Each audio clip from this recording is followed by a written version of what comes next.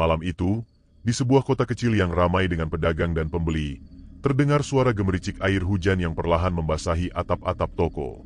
Angin berhembus dingin, membawa aroma tanah basah yang bercampur dengan bau gorengan dari warung-warung di pinggir jalan. Di tengah kesibukan malam, toko kelontong milik Pak Jaya masih buka. Lampu neon putih menerangi rak-rak yang dipenuhi barang dagangan. Namun, suasana hangat itu berubah menjadi mencekam dalam hitungan detik. Tiba-tiba, Pak Jaya terhuyung ke belakang. Tangannya gemetar menggenggam dadanya. Wajahnya yang biasanya tenang kini berubah pucat. Matanya membelalak seakan melihat sesuatu yang tak terlihat oleh orang lain. Istrinya, Bu Rini, yang tengah menghitung uang di meja kasir, langsung berlari mendekatinya. "Pak, kenapa Pak?" serunya panik. Pak Jaya tak mampu menjawab. Tubuhnya tiba-tiba terasa seperti dihantam beban berat yang menindih dadanya. Ia terjatuh ke lantai dengan napas tersengal-sengal. Pelanggan yang ada di toko ikut panik. Beberapa orang mencoba membantunya berdiri, namun tubuhnya terasa begitu lemas, seakan ada sesuatu yang mencengkeramnya dari dalam.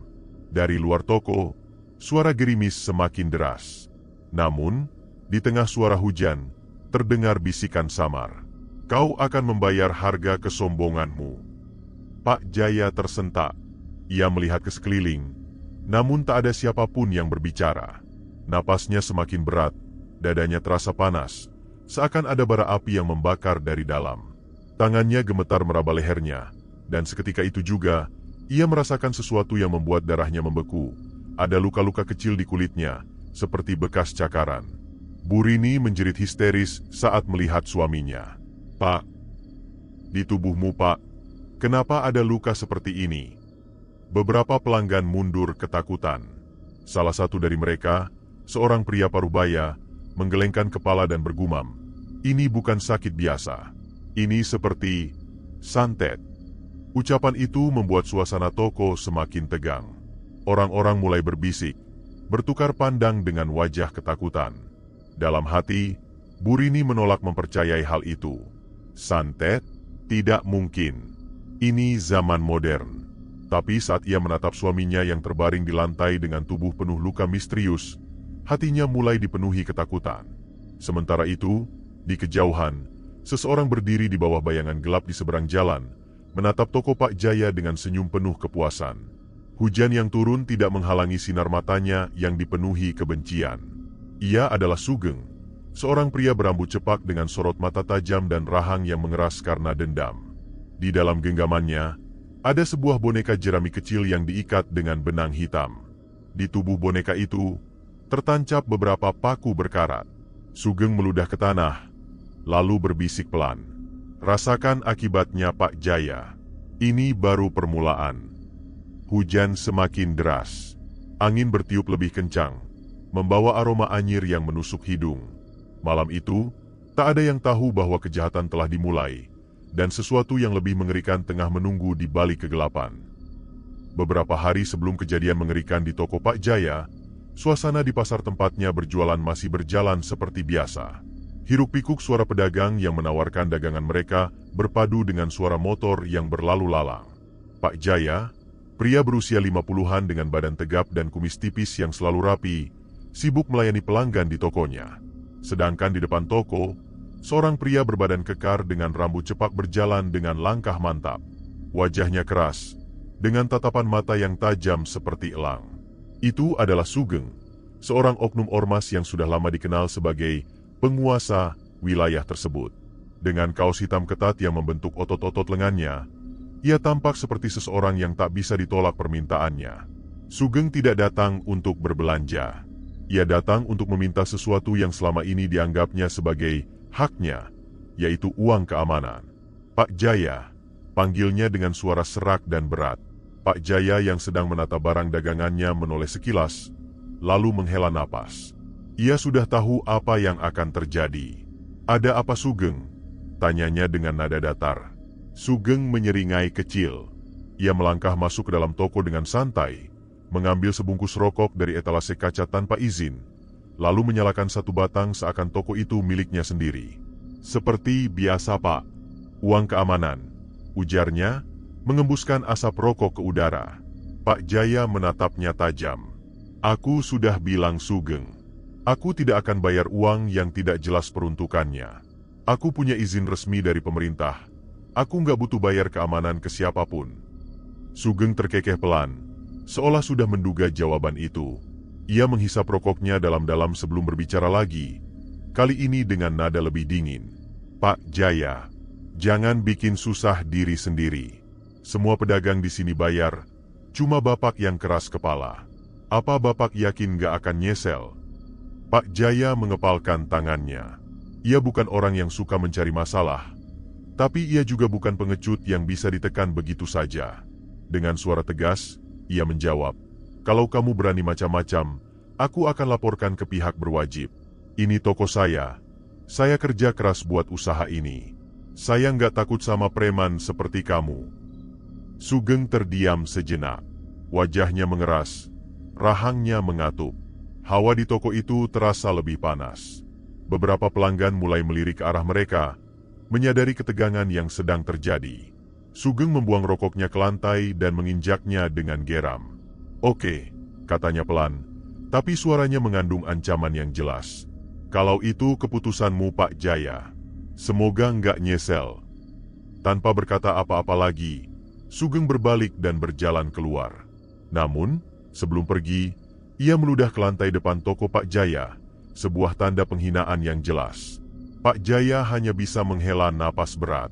Ia tahu masalah ini belum selesai. Di sudut pasar, seorang pria tua dengan pakaian lusuh memperhatikan kejadian itu dari kejauhan. Matanya yang sudah mulai rabun menatap Sugeng dengan ekspresi aneh, seakan bisa melihat sesuatu yang tak terlihat oleh mata biasa. Ia berbisik pelan, suaranya nyaris tak terdengar. Ada sesuatu yang gelap di sekitar lelaki itu, dan kegelapan itu akan segera menelan dirinya sendiri. Namun tak ada yang memperhatikan kata-kata pria tua itu.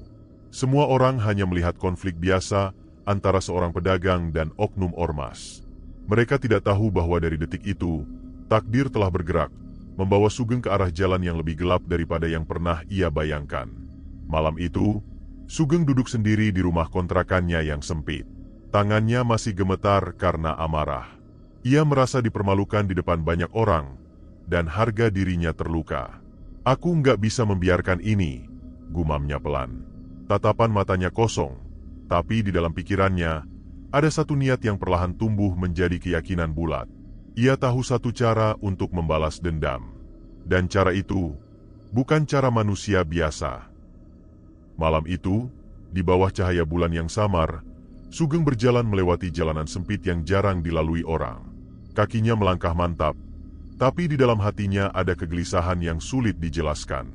Amarahnya terhadap Pak Jaya masih membakar dadanya, tapi ada sesuatu yang lebih dalam, sesuatu yang berbisik kepadanya, menggoda pikirannya dengan janji kekuatan yang bisa membalas dendamnya. Ia sudah mendengar banyak cerita tentang orang-orang yang mendapatkan kekuatan tak terlihat, tentang mereka yang bisa menghancurkan musuh-musuhnya tanpa harus mengangkat tangan. Semua itu terdengar seperti legenda, tapi Sugeng tahu bahwa di dunia ini ada hal-hal yang tak bisa dijelaskan oleh akal manusia biasa. Dan malam ini, ia akan membuktikannya. Setelah berjalan sekitar 20 menit melewati gang-gang gelap, Sugeng sampai di sebuah rumah tua di pinggiran kota. Rumah itu terlihat seperti sudah lama ditinggalkan. Ket temboknya mengelupas, jendelanya tertutup kain lusuh, dan pekarangannya dipenuhi ilalang yang menjulang tinggi. Tapi di balik kesan terbengkalai itu, ada sesuatu yang terasa aneh. Udara di sekitar rumah itu lebih dingin dibandingkan dengan tempat lain. Hening. Tak ada suara jangkrik atau hembusan angin. Sugeng menelan ludah, lalu mengetuk pintu 3 kali. Tidak ada jawaban. Tapi ia tahu seseorang ada di dalam. Ia mengetuk lagi, kali ini lebih keras. Masih tidak ada jawaban. Sugeng mulai kehilangan kesabaran. Ia hendak mengetuk sekali lagi, tapi sebelum tangannya menyentuh kayu tua itu, pintu tiba-tiba terbuka sendiri, berderit pelan seperti ingselnya sudah lama berkarat. Di dalam, hanya ada kegelapan. Sugeng ragu sejenak. Namun, amarahnya lebih besar daripada ketakutannya.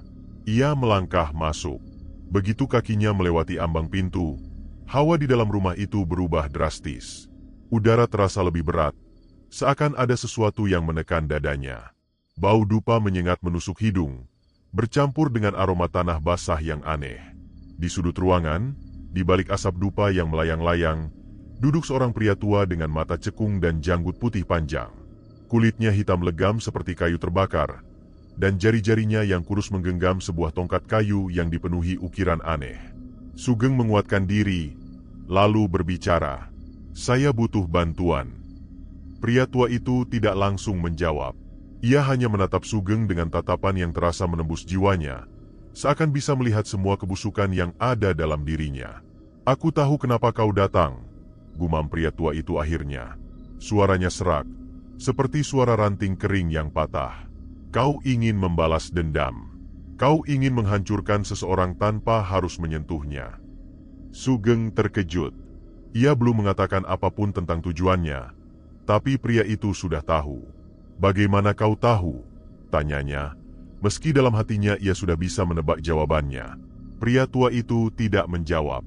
Ia hanya tersenyum samar, lalu mengangkat tangannya dan menunjuk ke sudut ruangan. Sugeng mengikuti arah jari itu, dan saat itulah ia melihat sesuatu yang membuat bulu kuduknya berdiri. Di sana, tergantung di langit-langit dengan tali-tali kusut, ada puluhan boneka jerami kecil. Setiap boneka memiliki sesuatu yang berbeda.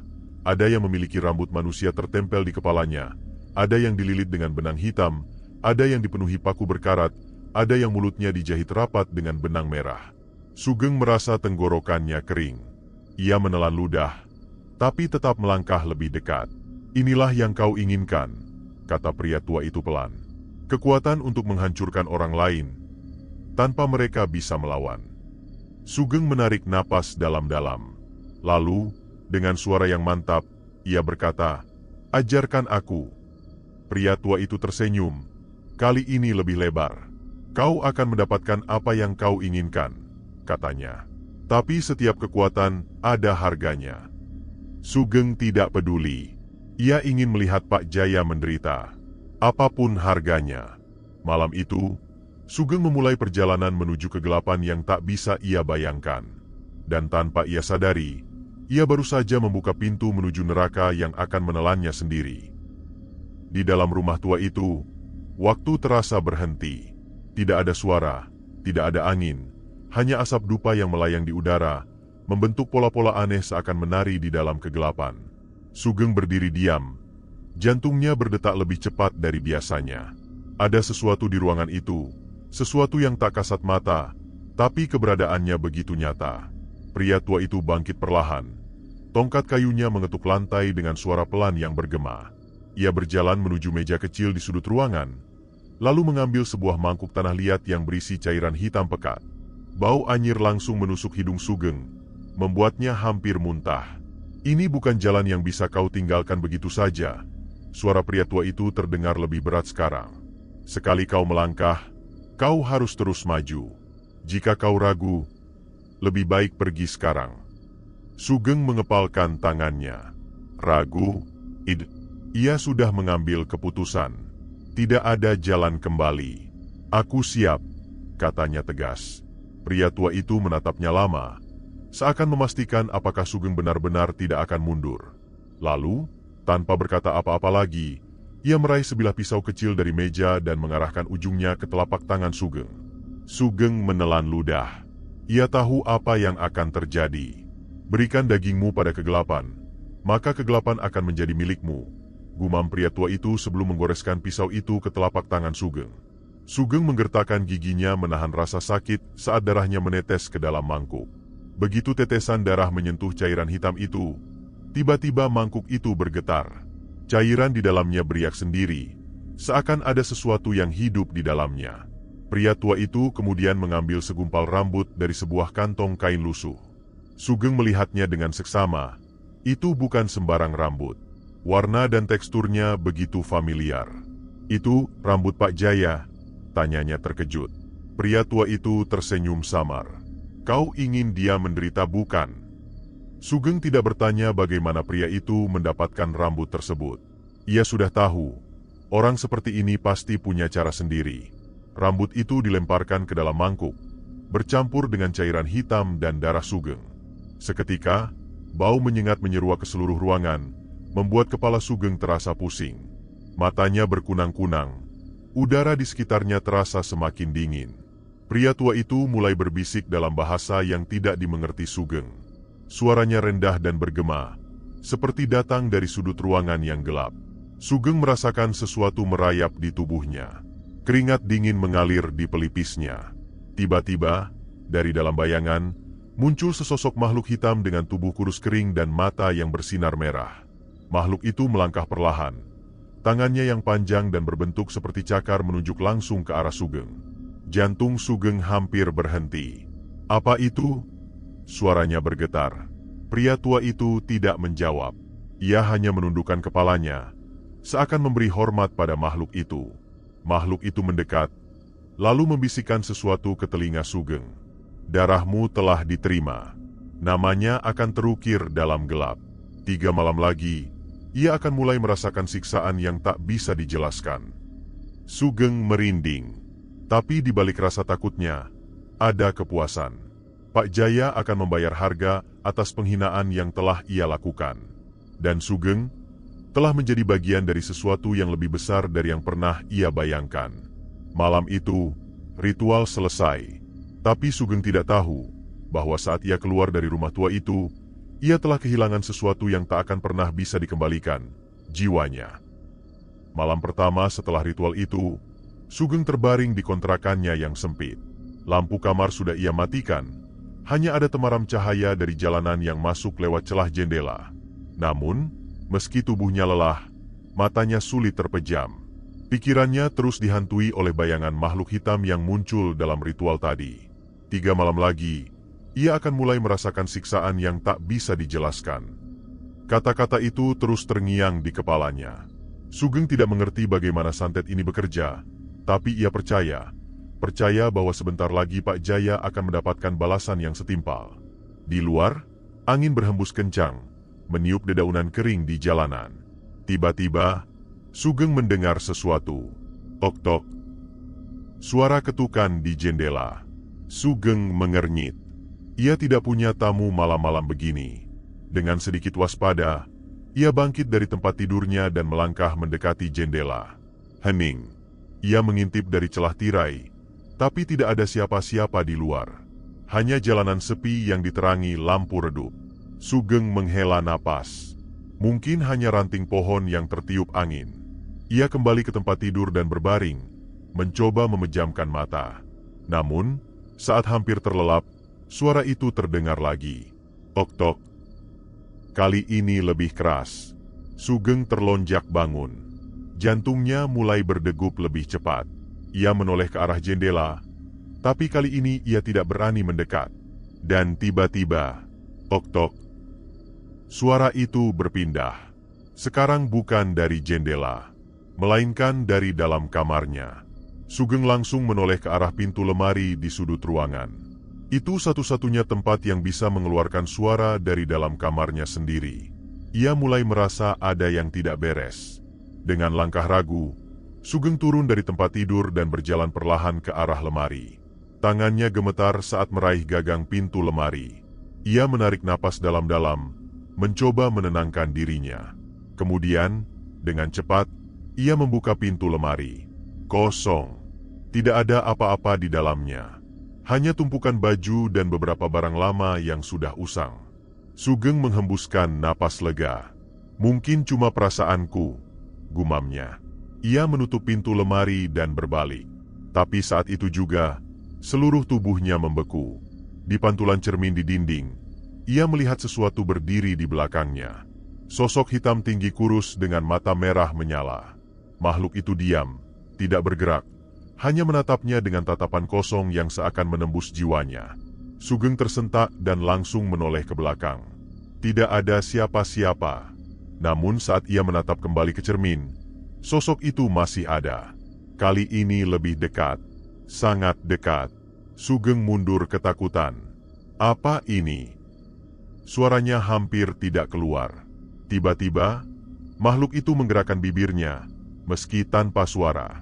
Namun Sugeng bisa merasakan kata-kata itu langsung masuk ke kepalanya. Kau sudah membuka pintu. Sekejap kemudian, cermin di hadapannya pecah berantakan. Sugeng jatuh terduduk. Napasnya tersengal-sengal. Ia menatap pecahan kaca di lantai yang memantulkan bayangan dirinya yang ketakutan. Malam itu, Sugeng menyadari sesuatu yang tidak pernah diberitahukan oleh dukun tua itu. Santet bukan hanya menyerang targetnya, tapi juga bisa berbalik pada pelakunya. Dan pintu yang telah ia buka, mungkin tidak akan pernah bisa ditutup lagi. Malam itu, Sugeng tidak bisa tidur. Matanya tetap terbuka, menatap langit-langit kamar yang terasa semakin menyesakkan. Udara di dalam ruangan terasa lebih berat, seolah ada sesuatu yang mengintainya dari sudut-sudut gelap. Cermin di dinding telah pecah, pecahannya berserakan di lantai. Namun, meski tanpa cermin, Sugeng tetap merasa diawasi. Dan yang lebih buruk lagi, ini baru malam pertama. Ia mencoba mengalihkan pikirannya. Yang terpenting sekarang adalah Pak Jaya. Sugeng ingin tahu apakah ritual itu mulai bekerja. Apakah pria tua itu sudah mulai merasakan efeknya? Pagi-pagi sekali, sebelum matahari benar-benar terbit, Sugeng keluar dari kontrakannya dan menuju ke pasar tempat Pak Jaya berjualan. Udara pagi masih dingin, dan suasana pasar masih sepi. Hanya beberapa pedagang yang baru membuka lapaknya. Saat Sugeng tiba di depan toko Pak Jaya, ia melihat sesuatu yang membuatnya menyeringai puas. Pak Jaya sedang duduk di depan tokonya dengan wajah pucat. Tangannya gemetar saat mencoba menyalakan rokok, tapi koreknya jatuh berulang kali. Dari raut wajahnya, terlihat jelas bahwa ia sedang mengalami sesuatu yang tidak biasa. Sugeng berjalan mendekat, pura-pura bersikap biasa. "Pagi Pak Jaya," sapanya dengan nada sinis. Pak Jaya menoleh, dan Sugeng terkejut melihat tatapan matanya. Mata pria tua itu tampak cekung, dengan lingkaran hitam yang jelas. Seperti seseorang yang tidak tidur selama berhari-hari. Sugeng menahan senyum. Santet itu bekerja. Namun, yang membuatnya semakin puas adalah kata-kata pertama yang keluar dari mulut Pak Jaya. "Kau melihat mereka juga?" Sugeng terdiam. Apa maksudnya? Pak Jaya mengusap wajahnya dengan tangan yang gemetar. "Setiap malam, aku mendengar suara-suara. Ketukan di jendela, bisikan di telinga, dan makhluk-makhluk itu, mereka menatapku dari dalam cermin." Sugeng merasakan darahnya berdesir. Cermin? Itu berarti, hal yang dialami Pak Jaya sama seperti yang ia alami tadi malam. "Aku tidak bisa tidur. Setiap kali aku mencoba memejamkan mata, mereka mendekat," lanjut Pak Jaya dengan suara lemah. "Mereka menyentuhku, menarik-narik tubuhku. Tapi saat aku membuka mata, mereka menghilang." Sugeng tidak bisa menahan senyumnya. Ini adalah balasan yang ia inginkan. Pak Jaya akan menderita setiap malam. Ini baru permulaan. Tapi ada sesuatu yang aneh. Pak Jaya menatap Sugeng dengan ekspresi ketakutan. "Kau juga melihat mereka kan?" Jantung Sugeng berdetak lebih cepat. Kenapa Pak Jaya mengatakan itu? Ia ingin menyangkal. Ia ingin berkata bahwa ia hanya bertanya-tanya tentang kondisi Pak Jaya. Tapi sebelum ia bisa membuka mulut, Pak Jaya berkata sesuatu yang membuat tubuh Sugeng terasa membeku. "Mereka bilang, kau juga sudah jadi bagian dari mereka." Sugeng mundur selangkah. "Apa maksudmu?" Pak Jaya menggeleng pelan. "Aku tidak tahu, tapi mereka bilang, kita berdua, sekarang sudah sama. Mereka akan datang untuk kita." Seketika, angin dingin berhembus melewati tubuh Sugeng. Untuk pertama kalinya, ia merasa bahwa ada sesuatu yang tidak beres. Pak Jaya memang mendapatkan siksaan yang ia inginkan. Tapi kenapa dia juga ikut merasakannya? Santet ini seharusnya hanya menyakiti targetnya, bukan kembali ke pelakunya. Tapi jika apa yang dikatakan Pak Jaya benar, maka Sugeng baru saja membuat kesalahan yang sangat besar. Malam ini akan menjadi lebih buruk. Setelah pertemuan dengan Pak Jaya di pasar, Sugeng tidak bisa berhenti berpikir. Kata-kata pria tua itu terus terngiang di kepalanya. Mereka bilang, "Kau juga sudah jadi bagian dari mereka." Sugeng mencoba meyakinkan dirinya sendiri bahwa itu hanya omong kosong. Santet itu seharusnya hanya menyerang Pak Jaya, bukan dirinya. Tapi semakin ia mencoba berpikir logis, semakin jelas bahwa ada sesuatu yang salah. Malam mulai menjelang. Sugeng kembali ke kontrakannya dengan tubuh lelah, tapi pikirannya masih penuh dengan kecemasan. Setelah memastikan pintu terkunci rapat dan tirai jendela tertutup, ia mencoba tidur lebih awal. Namun, begitu ia berbaring dan menutup mata, "Okto!" Suara itu datang lagi. Sugeng membuka matanya seketika. Dadanya naik turun, napasnya memburu. Ia melirik ke arah jendela. Tidak ada apa-apa di sana. "Okto!" Suara itu berpindah. Sekarang terdengar dari dalam kamar mandi. Sugeng bangkit perlahan. Tangannya gemetar saat ia melangkah menuju pintu kamar mandi. Setiap langkah terasa berat, seolah ada sesuatu yang menariknya kembali. Ia mengangkat tangannya, meraih gagang pintu, lalu menarik napas dalam-dalam sebelum mendorongnya terbuka. Lampu kamar mandi masih menyala. Tidak ada siapa-siapa di dalam. Namun, saat Sugeng hendak menutup pintu kembali, sesuatu di dalam kamar mandi membuatnya terpaku. Cerminnya. Cermin kamar mandi itu tidak memantulkan bayangan Sugeng. Ia berdiri di depan cermin, tapi yang terlihat hanya kamar mandi kosong. Sugeng mundur selangkah. Jantungnya berdegup kencang. Lalu tiba-tiba, bayangan muncul di cermin. Namun, itu bukan dirinya. Bayangan itu adalah sesosok makhluk tinggi kurus dengan kulit hitam legam dan mata merah menyala. Makhluk itu berdiri di dalam cermin, tepat di tempat Sugeng seharusnya berada. Makhluk itu tersenyum. Dan saat itulah Sugeng mendengar bisikan yang membuat darahnya membeku. "Sekarang kau milik kami." Sekejap kemudian, lampu kamar mandi berkedip-kedip, lalu padam. Sugeng berteriak dan mundur, jatuh terduduk di lantai. Saat lampu menyala kembali, makhluk itu sudah hilang dari cermin. Tapi Sugeng tahu, ia masih ada di sana. Mengawasi. Tangannya gemetar saat ia meraih gagang pintu dan menutup kamar mandi dengan tergesa-gesa. Napasnya masih tersengal. Ia merasakan keringat dingin mengalir di pelipisnya. Ini bukan lagi tentang membalas dendam. Ini tentang sesuatu yang lebih besar. Sugeng telah membuka pintu yang seharusnya tidak pernah ia buka. Dan sekarang, pintu itu tak bisa ditutup lagi. Malam itu, untuk pertama kalinya dalam hidupnya, Sugeng merasa benar-benar takut, karena ia tahu, malam ketiga akan lebih buruk. Malam ketiga tiba, malam yang dikatakan oleh makhluk dalam ritual, malam yang akan membawa siksaan yang tak bisa dijelaskan. Sugeng duduk di sudut kamarnya dengan tubuh gemetar. Ia tidak lagi merasa aman di kontrakannya sendiri. Semua tempat terasa menyesakan, semua sudut tampak gelap, dan bayangan selalu bergerak meskipun tidak ada angin. Ia ingin pergi. Ia ingin kabur sejauh mungkin dari tempat ini. Tapi entah kenapa, setiap kali kakinya melangkah ke pintu keluar, dadanya terasa berat. Seperti ada tangan tak terlihat yang menahannya untuk tetap di sini. Seakan-akan, mereka tidak mengizinkannya pergi. Malam semakin larut. Udara terasa semakin dingin.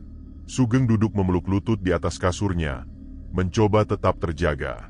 Tapi matanya perlahan semakin berat. Ia terlalu lelah. Dan tanpa sadar, ia tertidur. Sugeng terbangun di dalam kegelapan. Ia tidak berada di kamarnya lagi. Udara di sekelilingnya terasa basah dan berbau busuk. Tanah di bawah kakinya dingin dan berlumpur. Sejauh mata memandang, yang terlihat hanyalah kabut pekat dan pepohonan mati yang melintang dengan bentuk aneh, seperti tangan yang mencoba mencakar langit. "Aku, di mana?" gumam Sugeng ketakutan. Langkah kakinya menggema saat ia mencoba berjalan. Tapi setiap kali ia melangkah, suara aneh terdengar dari dalam kabut. "Sugeng." Sugeng terhenti. Suara itu, ia mengenal suara itu. Ia menoleh ke kiri dan kanan, tapi tidak ada siapa-siapa. Tiba-tiba, dari dalam kabut, muncul sosok seseorang. Jalannya tertatih-tatih, pakaiannya compang-camping, tubuhnya kurus, dan wajahnya membiru seperti seseorang yang sudah mati kehabisan napas. Sugeng mundur. Tidak, ini tidak mungkin. Sosok itu semakin dekat, dan saat wajahnya terlihat jelas, Sugeng merasakan tubuhnya membeku. Itu Pak Jaya. Tapi bukan Pak Jaya yang hidup. Ini adalah tubuh Pak Jaya yang sudah mati. Matanya kosong, bibirnya membiru, dan dari mulutnya keluar suara parau. "Sugeng, kau menyakitiku." Sugeng menggeleng panik. Tidak. Aku cuma ingin membalas dendam. Aku tidak mau kau mati." Pak Jaya semakin mendekat. "Kau menyakitiku, dan sekarang kau juga akan mati." Tiba-tiba, dari dalam kabut, muncul lebih banyak sosok. Puluhan, tidak, ratusan. Semua dengan tubuh yang sama pucat, mata kosong, dan berjalan dengan cara yang sama menyeramkannya. Mereka semua menatap Sugeng. Dan saat mereka berbicara bersamaan, suara mereka seperti gemuruh yang menggema di seluruh tempat itu. "Kau sudah jadi bagian dari kami." Sugeng berbalik dan berlari sekuat tenaga. Ia tidak tahu kemana ia berlari. Ia hanya ingin pergi dari tempat ini. Tapi kemanapun ia berlari, kabut semakin tebal. Langkah kakinya semakin berat. Dadanya terasa sesak. Dan akhirnya, ia jatuh tersungkur ke tanah. Ketika ia mencoba bangun, tangan-tangan mulai mencengkeram kakinya. Dari dalam tanah, tangan-tangan hitam kurus muncul dan menarik tubuhnya ke bawah. Sugeng menjerit dan berusaha meronta, tapi semakin ia melawan, semakin kuat cengkeraman itu. "Tolong!" Ia menjerit sekuat tenaga, tapi suaranya tenggelam dalam gelap.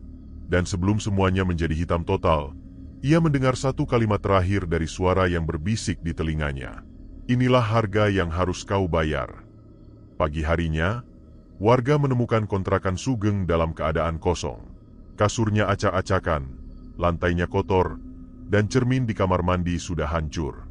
Tidak ada jejak kemana Sugeng pergi. Namun, satu hal yang aneh, di dinding kamar, ada bekas goresan seperti cakar. Dan jika diperhatikan baik-baik, bekas goresan itu membentuk tulisan, "Aku milik mereka." Pagi itu, kabar tentang hilangnya Sugeng mulai menyebar di sekitar pasar dan lingkungan tempat tinggalnya.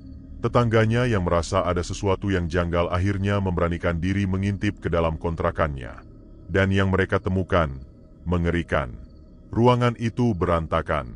Udara di dalamnya terasa pengap, dingin, dan lembab seolah tempat itu sudah lama ditinggalkan. Meskipun Sugeng terakhir terlihat malam sebelumnya. Kasurnya tampak seperti telah digunakan seseorang yang mengalami mimpi buruk yang sangat parah. Spray kusut, selimut sobek, dan lantai penuh bekas goresan. Tapi yang paling menyeramkan adalah dinding kamar. Goresan-goresan panjang dan dalam membentuk tulisan yang jelas. "Aku milik mereka."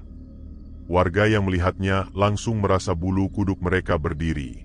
Beberapa langsung bergegas keluar, enggan berlama-lama di dalam kontrakan itu. Namun, ada satu hal lagi yang lebih mengerikan. Di lantai kamar mandi, terdapat jejak kaki hitam berlumpur. Bentuknya seperti jejak kaki manusia. Tapi anehnya, jari-jarinya lebih panjang dan mencakar seperti milik makhluk lain. Jejak itu tidak hanya ada di lantai, tetapi juga naik ke tembok, seolah sesuatu merayap di dinding. Salah satu warga, seorang pria tua yang dikenal sebagai orang yang paham soal hal-hal mistis, hanya menggeleng pelan dan bergumam. Dia sudah dipanggil, dan tidak akan kembali. Beberapa hari berlalu, kontrakan Sugeng akhirnya dikosongkan. Tidak ada seorang pun yang mau menempati tempat itu lagi. Malam-malam berikutnya, beberapa warga yang kebetulan melewati kontrakan itu mengaku mendengar suara ketukan dari dalam, meski tempat itu kosong. Beberapa lainnya bersumpah melihat bayangan seseorang berdiri di jendela saat mereka melewati rumah itu. Tapi saat mereka menoleh lagi, bayangan itu menghilang. Tidak ada yang tahu kemana perginya Sugeng. Tidak ada yang tahu apakah ia masih hidup, atau sudah menjadi bagian dari dunia lain. Yang jelas, satu hal menjadi pelajaran bagi siapapun yang mengetahui kisah ini. Jangan pernah bermain-main dengan sesuatu yang tak bisa kau kendalikan. Karena sekali kau membuka pintu, mereka akan masuk, dan mereka tidak akan pernah pergi. Waktu berlalu, tapi kontrakan Sugeng tetap kosong. Tidak ada yang berani menempatinya. Bahkan, tukang bangunan yang disewa untuk membersihkan tempat itu menolak masuk setelah mendengar cerita-cerita yang beredar. Namun, satu orang merasa tertarik dengan kejadian ini. Namanya Darman, seorang pria berusia sekitar 40-an yang baru saja pindah ke daerah itu. Tidak seperti warga lain yang ketakutan, Darman malah menganggap semua cerita ini hanyalah tahayul belaka. Ia ingin menyewa kontrakan Sugeng dengan harga murah dan tidak peduli dengan kisah-kisah menyeramkan yang diceritakan orang-orang. Setan? Santet? Omong kosong. Yang penting saya butuh tempat tinggal, katanya sambil menandatangani perjanjian sewa. Malam pertama di kontrakan itu, semuanya terasa biasa saja. Darman hanya tertawa kecil mengingat betapa paranoidnya orang-orang terhadap tempat ini. Namun, ketika malam semakin larut, tok-tok. Darman terbangun. Ketukan itu datang dari dalam rumah.